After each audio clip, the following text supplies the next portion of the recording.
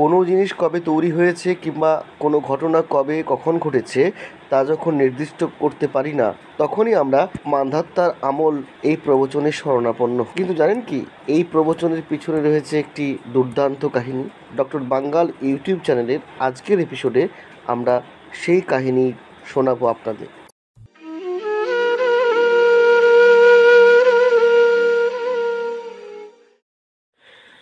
মান্ধাত্তার আমল যে আসলে ঠিক কোন সময় কোন আমল তা আমাদের জানা নেই। অবশ্য এই জানার দরকারও পড়ে না। মান্ধাত্তার আমল বা কাল একাল সেকাল পেরিয়ে আমাদের মুখের কথাই এমনিতেই চলে আসে।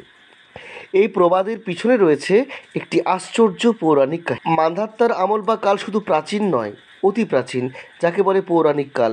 ভারতীয় পুরাণের বিখ্যাত এক রাজার নাম মান্ধাতা।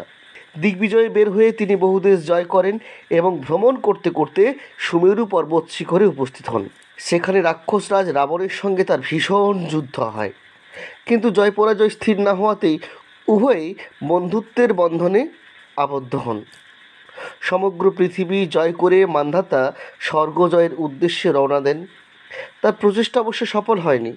দেবরাজ ইন্দ্রের কৌশলে মান্ধাতা মধু নামের রাজার একজন পুত্র লবণের সঙ্গে যুদ্ধে নিহত হন। ভারতীয় পুরাণের এই রাজার নাম থেকেই বাংলা প্রবচন বা বাগধারায় মান্ধাত্তার আমল বা কাল কথাটি এসেছে।